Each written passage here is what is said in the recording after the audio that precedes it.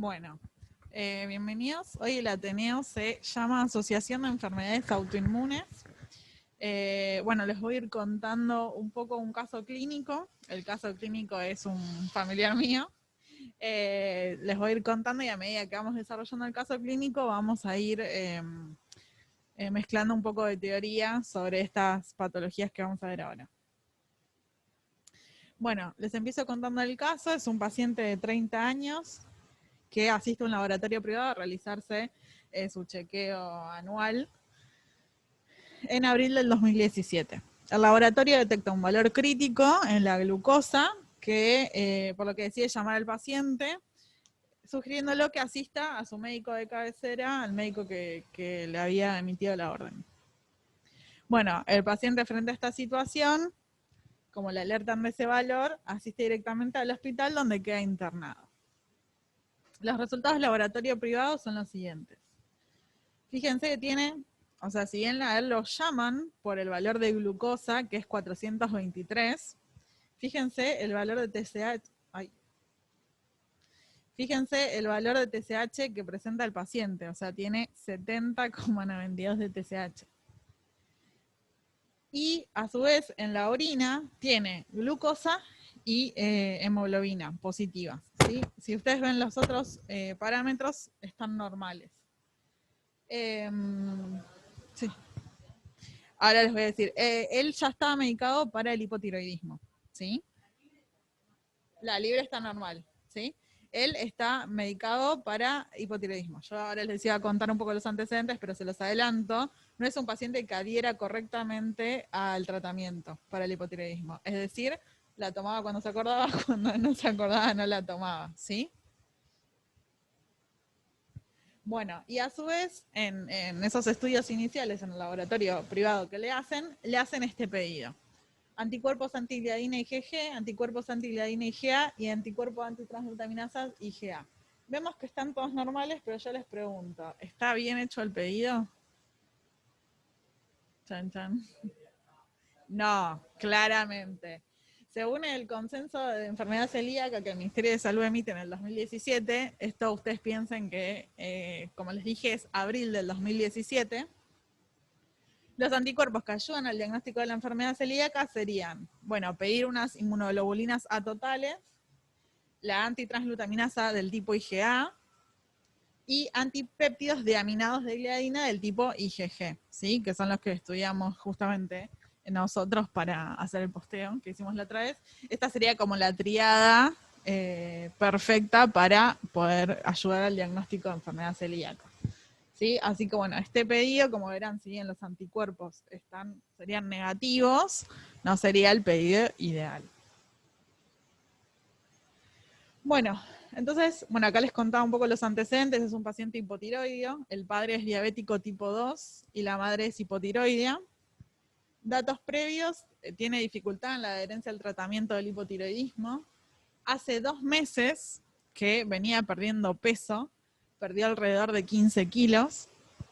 Al momento de la internación, el paciente refiere llevar una dieta poco saludable rica en hidratos de carbono. Por ejemplo, él refería a veces a almorzar coca con rocklets, ¿sí? Su cuerpo le pedía azúcar.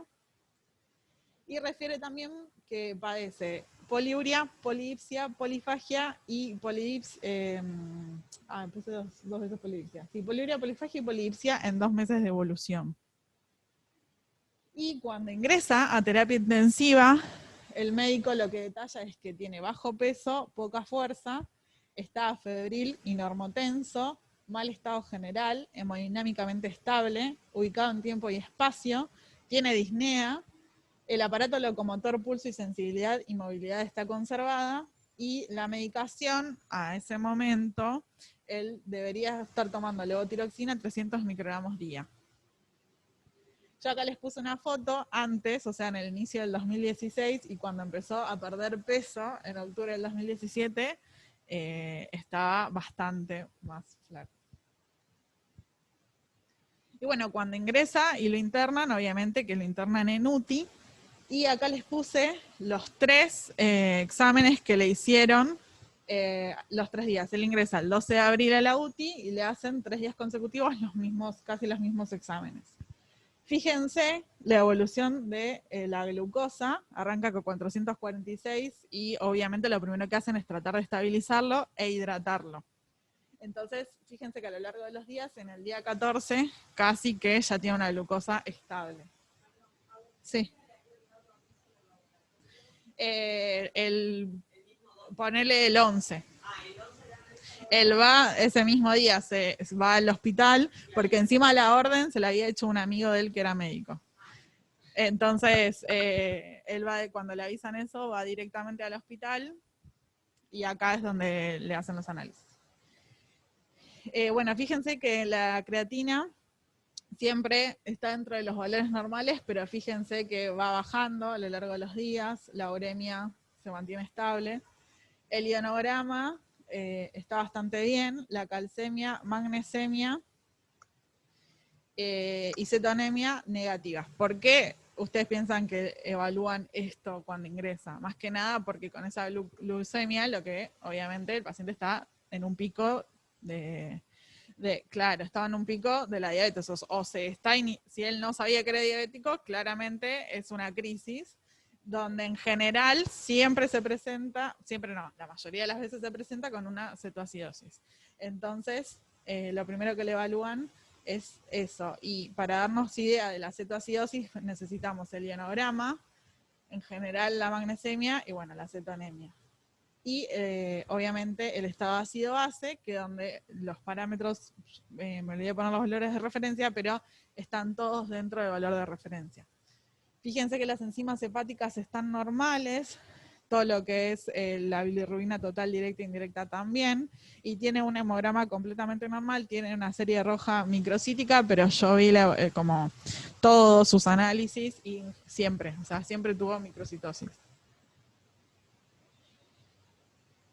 Bueno, como les decía, en general los debut de las diabetes, en especial las tipo 1, se dan con una cetoacidosis diabética. Lo importante de tener en cuenta en estos casos es evaluar el pH, la hiperglucemia y la cetosis. Una cosa importante es que si el paciente empieza el tratamiento con insulina, es evaluar el potasio, ¿sí? Porque puede ser que se genere una hipocalemia.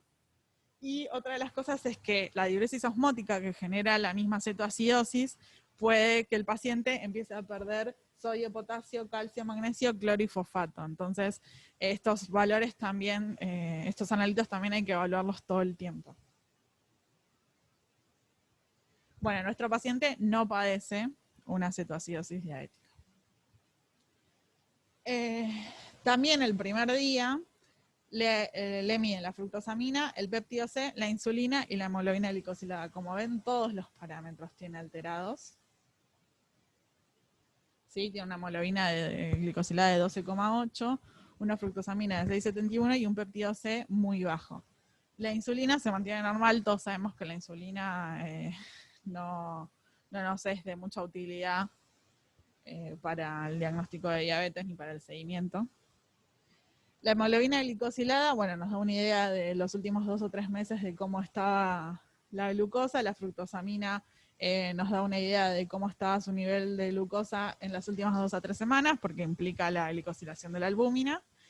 Y, bueno, la insulina, como les dije, rara vez tiene utilidad clínica, pero sí, también lo que toma relevancia acá es la disminución del péptido C, que se utiliza para evaluar la capacidad residual del páncreas a la hora de secretar la insulina. A su vez le hacen otros estudios complementarios, que es el ecocardiograma, le hacen un Doppler cardíaco. Todo esto, ustedes saben que la diabetes trae problemas en todo lo que tiene que ver vasos, sobre todo en la microvasculatura. Entonces, por eso le hacen varios ecodoppler, los cuales está todo perfecto. La radiografía de tórax también y el electrocardiograma también están bien. El examen físico en UTI, bueno, le miden frecuencia de latido, frecuencia respiratoria, saturación de oxígeno y presión arterial, que están perfectas.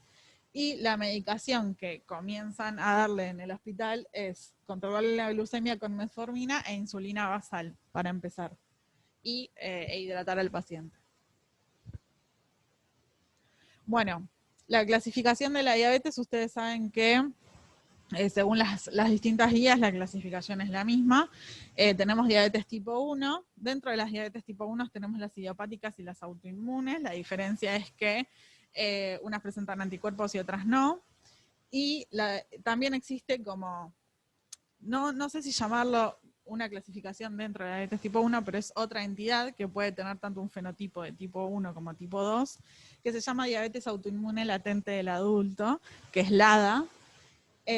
Lo que tiene es una lenta progresión que inicialmente el paciente no requiere tratamiento de insulina.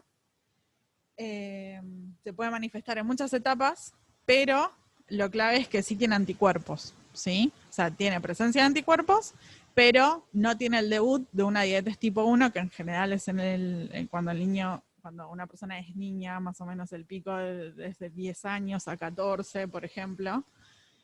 Pero bueno, por eso como surge esta entidad que se denomina LADA. Vamos a hablar un poquito más adelante. Después tenemos la diabetes tipo 2, como todos la conocemos, la diabetes gestacional y otros tipos específicos de diabetes como la tipo MODY. Bueno, entonces, el 16/4 le dan el alta médico, sale de la clínica con un diagnóstico de diabetes tipo 2. A raíz de toda su situación, le sugieren que vaya a los especialistas que corresponden. Entonces hace interconsultas con varios especialistas, cardiólogos, diabetólogos, nutricionistas, el 25 de abril. El 27 se hace su primer control post-internación y ya el médico, sin tener los resultados, por todo su cuadro, o sea, los especialistas, le cambian el tratamiento y le empiezan con insulina, tanto basal como la rápida. Esto es el 27 de abril. Vemos que tiene un valor de TSH mucho menor al que tenía, ¿sí? Está bastante más estabilizado, pero sigue siendo muy alto. La glucemia lo mismo. Les quería destacar que la hemoglobina glicosilada, fíjense que ya está normalizada. La fructosamina también. Y después el resto de los valores están normales. Bueno, la vitamina D, como siempre, un poco más baja de lo normal. El perfil lipídico también está bien, las enzimas hepáticas lo mismo, el hemograma también, la microalbuminuria es negativa, pero fíjense el valor de SPK, es de 467, ¿sí? Donde lo normal es hasta 190 en este caso. La CPK alta se puede deber a dos cosas en general. Esta es una, que es, él comienza con el tratamiento de insulina, que es todo inyectable, ¿sí? Lo que implica que si las inyecciones intravasculares están mal dadas, aumente la CPK. Si no, no debería aumentar la CPK, ¿sí? El tema es que ustedes piensen que es un cambio de vida radical y que él empieza a inyectarse de un día para otro sin saber cómo hacerlo. Entonces, fíjense el valor de CPK por las nubes. Y otro caso que hay que tener en cuenta es que si el paciente entró al hospital por una cuestión de una cetoacidosis, puede ser, tener en cuenta que si la CPK está elevada, puede verse a una CKMB alta por el tema de la afectación cardíaca que pueden sufrir esos pacientes. Pero bueno, ese es el caso si el paciente o sufrió una cetoacidosis o está internado por esa causa. Bueno, y fíjense que acá le hicieron nuevamente el pedido de celiaquía y fíjense que este pedido tiene mucha más coherencia. Le piden péptidos de aminados IgG, IgA y la transglutaminasa IgA. Bueno, entonces, como les dije, el médico comienza a sospechar de que no es una diabetes tipo 2, obviamente, por lo que solicita otros estudios, ajusta el tratamiento, por lo que recomienda tanto insulina basal como rápida, y el paciente continúa con el tratamiento de hipotiroidismo con la dosis ajustada a la inicial. Bueno, entonces el paciente, el médico, en base a todos estos resultados y la evolución que tuvo él, sospechaba una diabetes autoinmune. Entonces, el 1 de junio, le solicita un análisis de laboratorio en donde le pide, bueno, el control de la TSH. Fíjense que la TSH ya está normalizada. Y le pide anticuerpos antiinsulina, anticuerpos antiácido glutámico descarboxilasa, que es el GADA, anticuerpos ICA 512, que es el IA2, y anticuerpos anti-islote de Langerhans. Fíjense que el GADA tiene un valor muy aumentado, de 45, y fíjense que otro que da positivo es el IA2, donde lo copié tal cual de sus estudios, que ellos, tanto sea mayor o igual a 1, ya lo consideran positivo, ¿sí? Por lo tanto, lo consideramos positivo.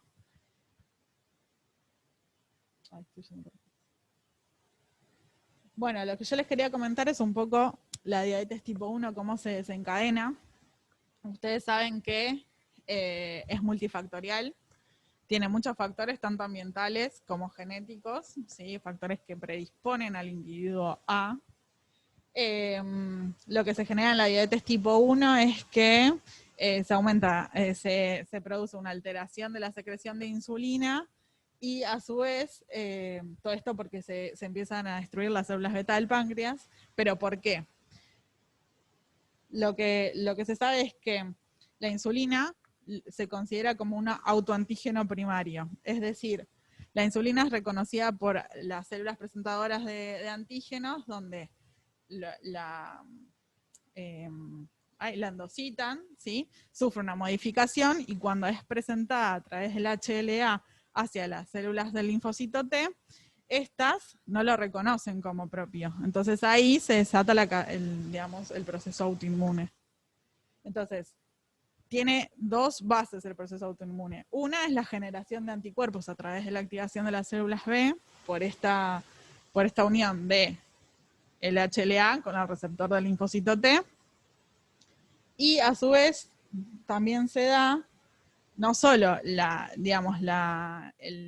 que los anticuerpos atacan esas células B, sino que también hay una agresión de los linfocitos CD8 hacia las células del páncreas, ¿sí? Entonces, ambos procesos ayudan a que las células beta se destruyan, ¿sí? Recién comienzan los síntomas cuando el 80% de las células del páncreas están destruidas, ¿sí? Por eso tampoco se reconoce, en general, cuáles son los factores ambientales que pueden desencadenar todo este proceso, porque en general se dieron mucho antes del momento del diagnóstico. Bueno, como les dije, hay factores genéticos, ambientales y autoinmunes. Los genéticos tenemos polimorfismos en el gen HLA, en el gen de la insulina, en el gen de PTPN22, gen que codifica para CTLA4, y también polimorfismos en el IFI-H1. Los más comunes son los polimorfismos en el HLA. Después la autoinmunidad. Hay que recordar que los anticuerpos pueden no estar presentes, pero en general están presentes entre el 70 y el 80%.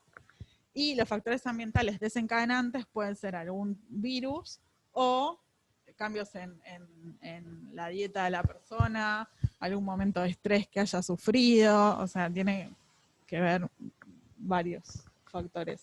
Y se tienen que dar varios también. O sea, se tiene que combinar algún polimorfismo genético con algún factor ambiental. O sea, ustedes fíjense que si bien su cuerpo le pedía la ingesta de azúcar exacerbada, pero tampoco lo ayudaba eso. O sea, es como un círculo vicioso. Eso lo ayudaba a que la patología siga empeorando, digamos.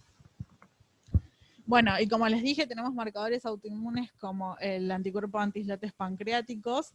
Este es el que le había dado negativo, pero se está dejando de usar porque en general se hace a través de inmunofluorescencia. Se hace una IFI donde se necesita que sea tejido humano, o sea, de células del páncreas, pero R negativo. Entonces es como muy complejo el sustrato. Y a su vez, como sabemos, siempre la IFI es un poco más sensible, más que nada hoy en día que tenemos otras formas de evaluar el tipo de anticuerpos como la quimioluminiscencia, o sea, otros métodos. Bueno, en general, los que se usan son el GADA, que es el que le había dado muy aumentado, ¿sí? Y bueno, también se dosan los anticuerpos antiinsulina, en general son anticuerpos IgG que se van a unir a la insulina que ya está en el torrente sanguíneo, lo que va a hacer es acortar la vida media de esa insulina. Después los GADA, en general están aumentados al momento del diagnóstico, pero son anticuerpos que suelen aumentar varios años antes del desarrollo de la enfermedad en sí. Así que pueden ser como un valor que nos alerte si se mide a tiempo, ¿no? Bueno, está presente en el 70 al 80% de los pacientes en el momento del diagnóstico. Bueno, ahí les mostré una foto de cómo se ve un ICA positivo en IFI. Este es el que al paciente, a nosotros nos había dado positivo, un positivo de 45. Y bueno, acá les traje esta tablita donde me gustaría resaltar que el valor predictivo positivo del GADA mejora cuando pedimos el GADA con la asociación con otros anticuerpos. Cuando los otros anticuerpos también dan positivo, es mucho más útil.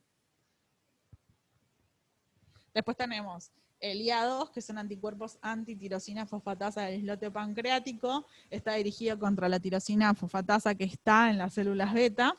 Y va a depender de la edad, pero se presenta en el 50 al 70% de los pacientes con clínica reciente de diabetes tipo 1.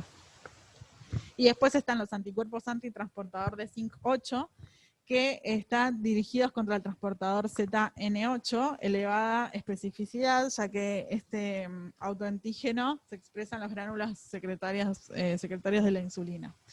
Y es un marcador independiente porque puede estar positivo sin que los demás hayan estado positivos. No presenta asociación con genes HLA y dan información en el inicio de la enfermedad. Los IA2 también nos habían dado positivos en el paciente. Como les comenté, tenemos esta otra entidad que es LADA, que yo cuando empecé a estudiar esto, como que me surgió el interrogatorio de que si el paciente tiene diabetes tipo 1 o tiene un LADA, ¿sí? Entonces, busqué los criterios que utilizan hoy en día para diagnosticar LADA, porque hasta el 2016 estaba como bastante discutido el tema de si poner a LADA como dentro de la clasificación de diabetes o no, como tomarlo una entidad aparte. Esta tablita me gustó porque hace la comparación de las tres. Yo les dije que en muchos trabajos destacan que LADA puede tener tanto un fenotipo de diabetes tipo 1 como de diabetes tipo 2. Entonces van a ver algunas cosas que dice variable. Sí o sí, el debut es en el adulto. De hecho, uno de los criterios es que la edad de comienzo es mayor de 30 años. 30, justo. Otro criterio es positividad para al menos un anticuerpo, que puede ser ICA, GADA, IA2 o IA, y ausencia de insulinoterapia en los primeros 6 meses de la enfermedad. Bueno, según la tabla, como les dije, el debut es en el adulto, la diabetes tipo 1, ya les dije, el pico de diagnóstico es entre los 10 años aproximadamente. El polimorfismo en el HLA de tipo 2 está aumentado, digamos, es positivo en ambos, tanto en la EDA como en el diabetes tipo 1. Después, bueno, tenemos HLA2 de protección que le llaman, que sería positivo en diabetes tipo 2, en la EDA está discutido. Autoinmunidad sí, dijimos que como criterio tienen que tener al menos un anticuerpo positivo. Había otros trabajos que decían que solo tienen un anticuerpo positivo. ¿Sí? En general nunca no. En general no se ven dos anticuerpos. Presencia de cetosis, en general debutan en la diabetes tipo 1 con eso, en la ADA es infrecuente. El índice de masa corporal en diabetes tipo 1 es bajo a normal y en la ADA es normal a alto. La función beta en la diabetes tipo 1 está ausente y baja, por eso inician el tratamiento directamente con la insulina, mientras que en la ADA tarda en incorporarse la insulina en el tratamiento. Resistencia en la insulina, en general en la diabetes tipo 1 no hay, en la ADA sí, o puede ser variable. Síndrome metabólico en la ADA es variable, en diabetes tipo 1 no, y el tratamiento obviamente es variable en la ADA. Obviamente que sabemos que el diagnóstico con el cual salió de la clínica, que era diabetes tipo 2, no es.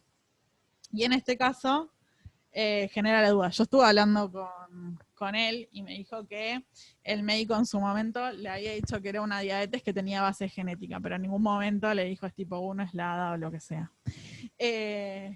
Yo, evaluando un poco el caso, creo que es una diabetes tipo 1, más allá de que se haya desarrollado a los 30 años, o sea, su debut fue a los 30 años, porque también una de las cosas que utilizan para evaluar la ADA es el péptido C, porque justamente si uno de los criterios es que comience su tratamiento con insulina después de los 6 meses, quiere decir que la función pancreática todavía está en los pacientes LADA, no está tan afectada. Pero en un paciente diabetes tipo 1 que debuta y ya tiene insulina, quiere decir que su páncreas no está secretando bien, por lo tanto el péptido C va a estar súper disminuido, y en su caso estaba súper disminuido, tiene 0,3. Entonces, y otra cosa que destaco, es porque en otros trabajos donde explicaban lo del ADA, es que el síndrome metabólico, o sea, el síndrome metabólico, si ustedes veían el perfil lipídico, no estaba alterado, si bien después vamos a ver que se normaliza mucho más, o sea, está mucho mejor controlado, pero esas alteraciones eran por una cuestión de la hiperglucemia misma. Después, en general, no había valores ni siquiera fuera del rango. Y otra cosa es que en general en la ADA, la concentración de anticuerpos, digamos, es mucha menor que la que él tenía. Por ejemplo, en general dicen que aumenta el GADA hasta 30, y él tenía un valor de 45. O sea, y en general es eso, cuanto más anticuerpos tenés, de hecho, hacían la asociación con menos concentración de péptido C. Entonces, tanto con el valor de anticuerpos como el péptido C, ya ahí diferenciaban la ADA de diabetes tipo 1. Fíjense que acá, o sea, uno fue el 27 de abril, el primer control post internación, y este ya es como un control más completo en noviembre, o sea, pasaron más de 6 meses. Que la glucemia también, la hemoglobina glicosilada también, bueno, está todo volviendo a la normalidad, digamos, y el examen de orina también, ya no tiene glucosuria. Bueno, fíjense que acá esto es lo que les quería destacar, si bien nunca tuvo valores alterados de lípidos, pero fíjense que una vez que la glucosa está regulada, cómo los valores mejoran, ¿sí? Bueno, las enzimas hepáticas está todo bien, y fíjense la CPK, aprendió a inyectarse la insulina como corresponde, ¿sí? Bueno, y vos pensás que mínimamente en la panza o acá, en esta parte también, o acá. Puede ser otra cosa, pero al principio, o sea, se tienen que inyectar varias veces al día y no sé, al principio tenía todos moretones, hoy en día no tiene absolutamente nada, o sea, yo creo que tiene que ver un poco eso. Bueno, y en este caso le pidieron amilasemia, fosfatasa alcalina, gamma-glutamil transpeptidasa y 5-nucleotidasa, que como vimos en los ateneos previos, bueno, es para evaluar el páncreas y su hígado que estaban funcionando bien. Y acá le hicieron un pedido de, o sea, péptidos diaminados IgG, IgA, antitransglutaminasa IgA y anticuerpos antiendomicio de tipo IgA. Y sorpresa, tenemos los IgG aumentados. O sea, en algún momento iba a desarrollar celiaquía, claramente este es el momento, hasta que le dio positivo. ¿Ustedes les parece raro algo de acá? ¿Les llama la atención? Hoy estoy maestra.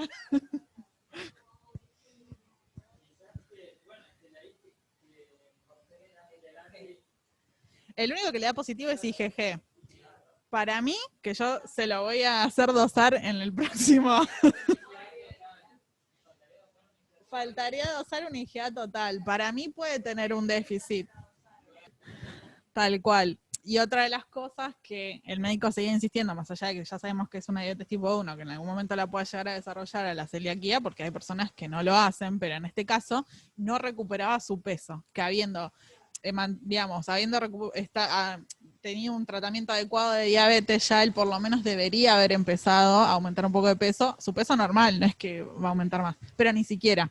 Y el médico lo que más le preocupaba era que no absorba bien los nutrientes, las vitaminas, lo que sea. Entonces, a raíz de eso, seguía insistiendo con el tema de diabetes y acá le hacen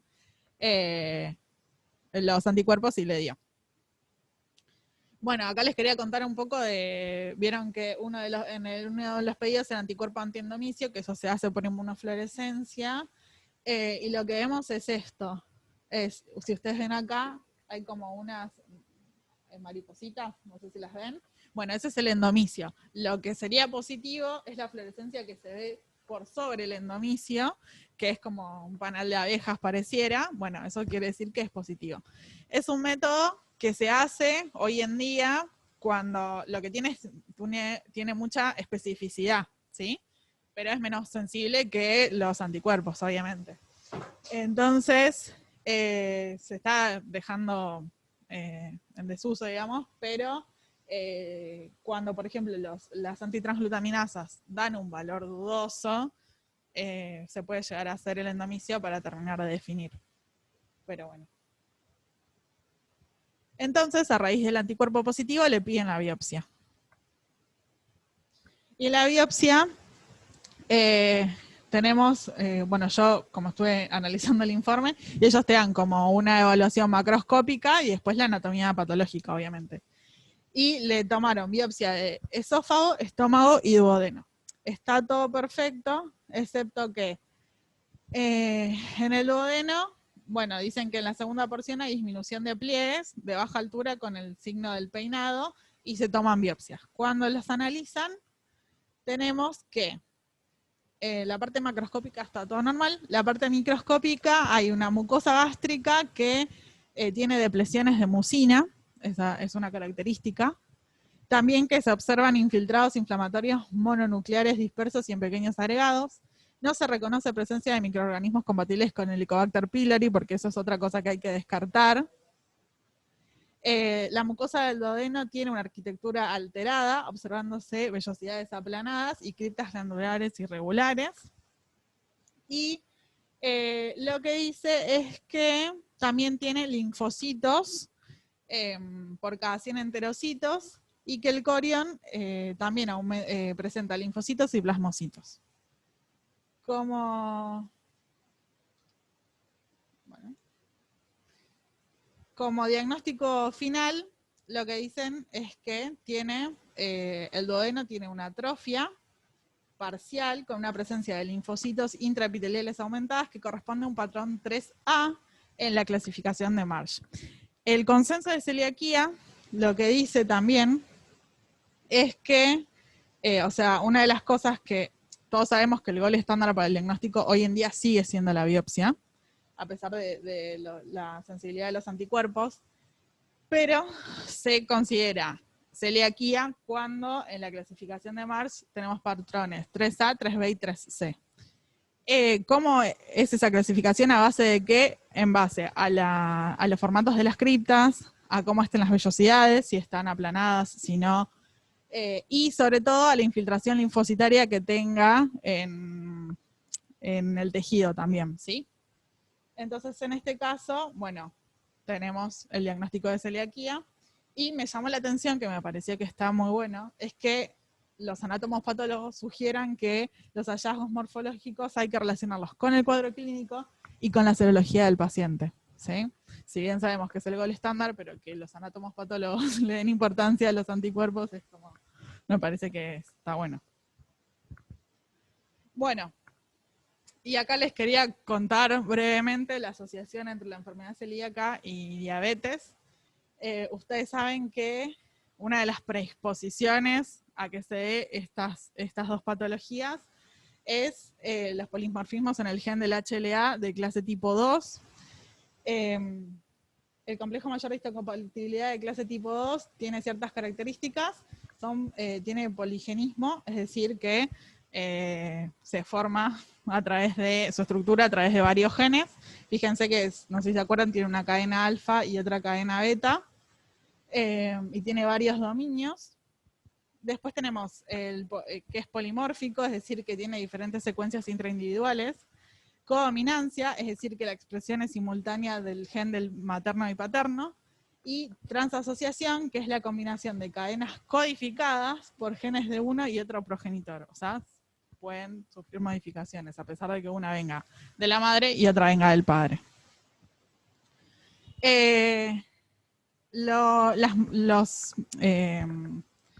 Lo que pasa es que pueden cambiar secuencias de aminoácidos en el gen, que lo que va a modificar, aminoácidos que se encuentran dentro del sitio donde se va a presentar, digamos, la insulina, o en este caso, el péptido modificado de gluten, ¿sí? Entonces, fíjense, si sufre una modificación en el HLA en esta zona, el gluten no va a ser presentado correctamente, entonces la célula T4, cuando vaya a unirse al HLA, la va a reconocer como no propia, ¿sí? Y ahí es donde se desencadena. Fíjense que tiene la misma fisiopatología que yo les conté de la insulina, pero en este caso lo que cambia es el péptido antigénico, digamos, ¿sí? Que en este caso va a ser el gluten.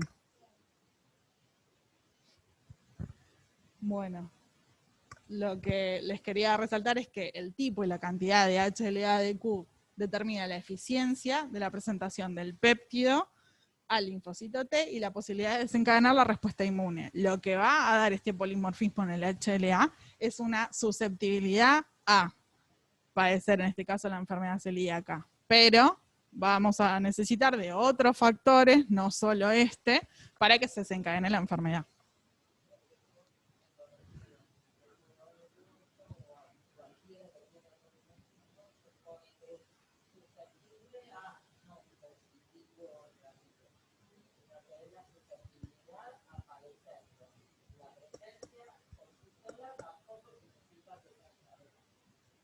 Tal cual.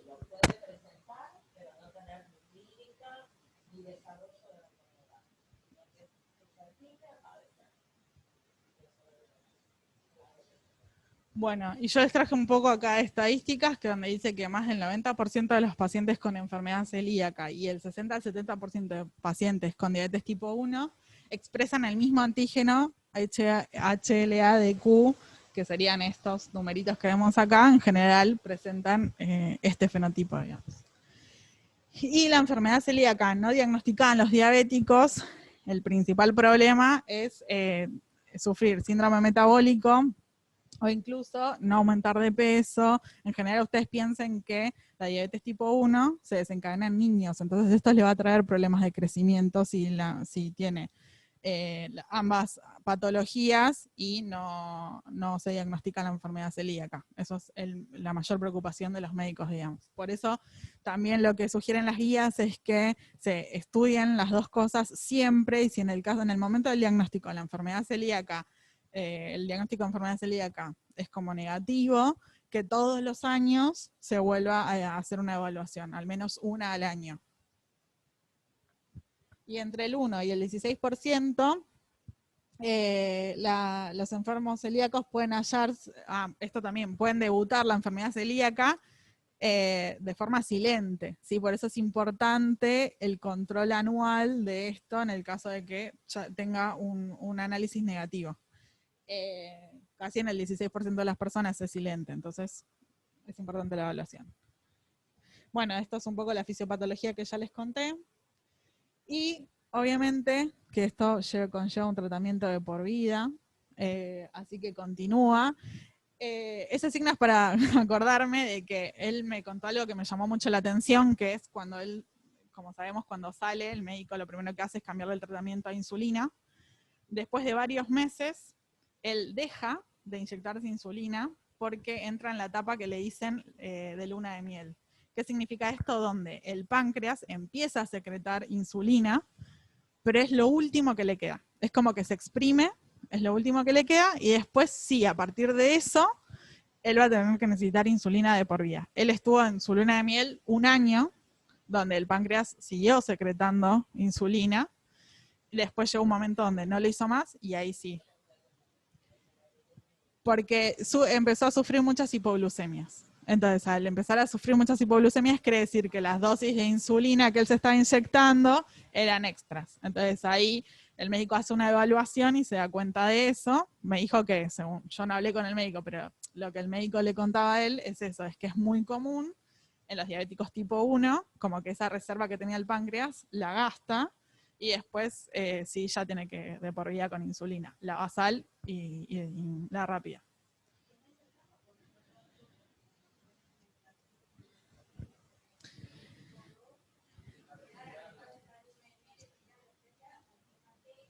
Claro. Claro. Él lo único que hacía es insulina basal. Con la insulina basal él se la regulaba completamente.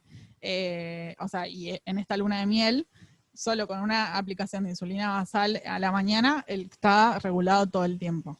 El tema es que después se volvió a regular, entonces ahí ya se dieron cuenta que había. Otra cosa que a él lo regulaba mucho es la actividad física. O sea, el hecho de comenzar a hacer actividad física y hacer todos los días, necesitaba mucha menos unidades de insulina de las que deberían ser.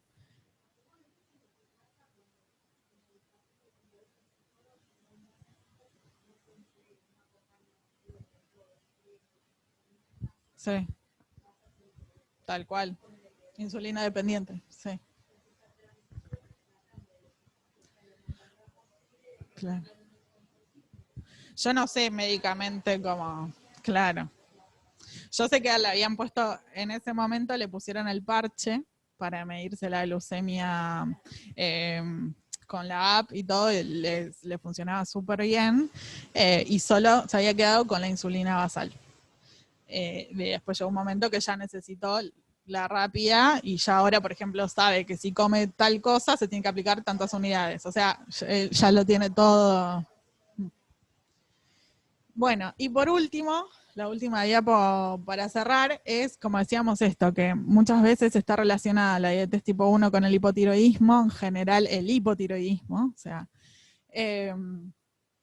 donde el haplotipo más frecuente que tiene el polimorfismo es el HLA-DR3 y que en general presentan anticuerpos positivos, aunque hay un porcentaje que presenta anticuerpos negativos, pero el hecho de que tengan anticuerpos, estoy hablando de anticuerpos antitiroideos, positivos, implica que van a tener mayor riesgo de desarrollar la enfermedad tiroides. En general lo que se ve es que primero son diabéticos, después hipotiroideos. En este caso, él ya tenía un hipotiroidismo previo.